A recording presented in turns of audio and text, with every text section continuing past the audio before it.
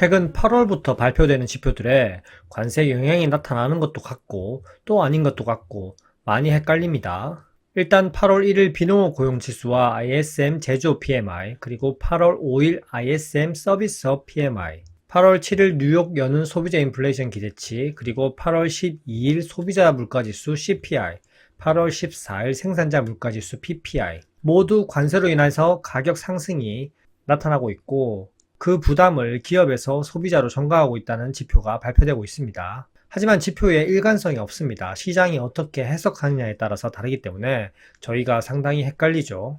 그리고 최근 발표된 8월 15일 뉴욕 엠파이어 스테이트 제조업 지수를 보면 오히려 제조업 확장 국면으로 판단할 수 있는 지표가 나왔습니다.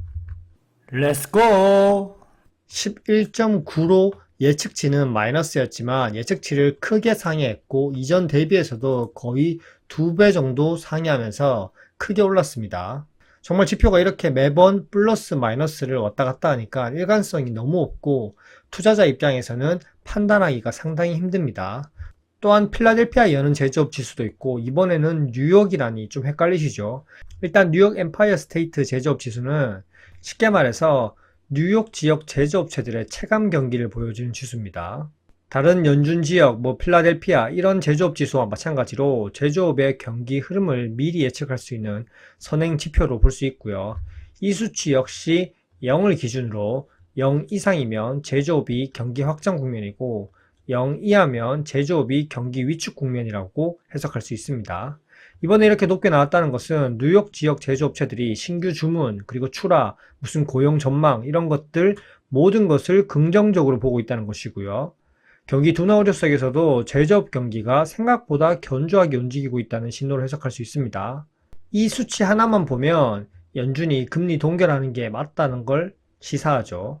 하지만 우리는 금리 인하를 거의 100% 확신하고 있습니다. 상세 수치를 한번 살펴보면요. 신규 주문이 전월 대비해서 15.4로 정말 크게 상승했습니다. 그리고 출하 역시 11.5에서 12.2로 전월 대비 상승했고요. 이렇게 신규 주문과 출하가 급증한 건 수요 회복과 공급망이 다시 정상화되고 있다는 거고, 미중 관세가 또 연장되면서 움츠리고 있던 기업들이 발주를 재개했다는 겁니다. 그리고 재고 지수를 보면 15.4에서 마이너스 6.4로 급락했습니다.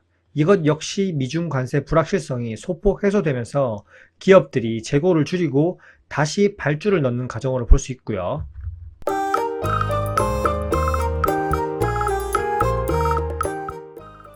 그리고 납기 시간을 한번 보시면 8.3에서 17.4로 납기 시간이 크게 증가했습니다. 이 뜻은 관세 불확실성으로 인해서 신규 주문을 미루고 있었는데 다시 불확실성이 해소되면서 주문 폭증으로 납기가 지연되는 겁니다.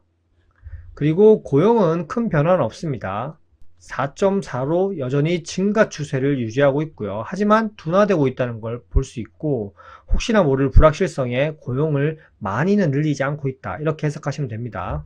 그리고 인플레이션 상방 압력이 남아있는지 볼 수 있는 지표가 있습니다.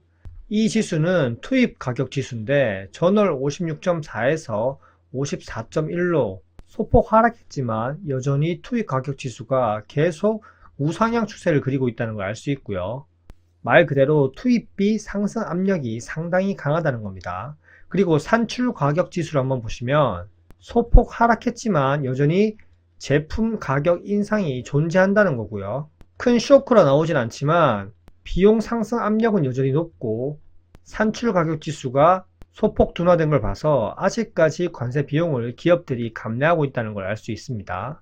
만약 여기서 미중 관세가 유예된 게 다시 또 부과된다면 그러면 비용 상승 압력은 훨씬 더 커지고 결국 기업 마진 축소로 이어질 수 있습니다. 그렇게 되면 기업들은 소비자에게 가격을 떠넘길 수 있겠죠. 중장기 리스크가 존재한다는 겁니다.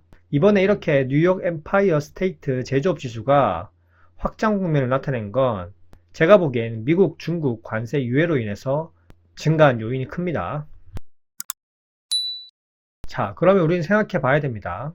이번에 엠파이어 스테이트 제조업 지수 반등이 단순히 경기 회복을 나타내는 게 아니라 관세 유예 연장으로 인해서 불확실성이 해소된 덕분입니다. 이 증거로 신규 주문이 크게 늘었고, 그리고 출하도 계속해서 증가하고 있고, 재고가 확 감소했고, 납기 지연이 되고 있다는 게 그 증거입니다. 하지만 여전히 투입 비용이 높고요. 관세 이슈가 다시 또 수면 위로 올라오면 또다시 위축될 수 있기 때문에 중장기적 리스크가 존재한다는 겁니다. 일단 제조업 확정 국면이기 때문에 이 지표만 보면 연준이 금리 동결할 명분이 생기지만 이때까지 살펴둔 지표들로 보면 금리 인하는 확정적이죠. 어쨌든 트럼프가 관세 부과했다가 또다시 유예했다가 너무 마음대로 하기 때문에 실물 매크로 지표들이 이렇게 망가졌고 투자자들이 예측하기 정말 어려운 상황입니다. 너무 지표들이 혼조되어 있습니다. 그러니 연준도 섣불리 금리 인하를 하지 못하는 거고요. 어쨌든 미국 경제가 다시 엄청난 회복세다, 그리고 뜨겁다, 이게 아니라 관세 유예 연장으로 불확실성이 해소되었다, 이렇게 해석하는 게 더 맞지 않나 싶습니다. 이 한 가지 지표만 보는 게 아니라 앞서 말씀드렸던 최근 발표된 여러 지표들을 봐서 복합적으로 판단하는 거죠. 어쨌든 다음 달 9월 달에 있을 연준은 금리 인하는 현재까지는 확정적으로 생각됩니다.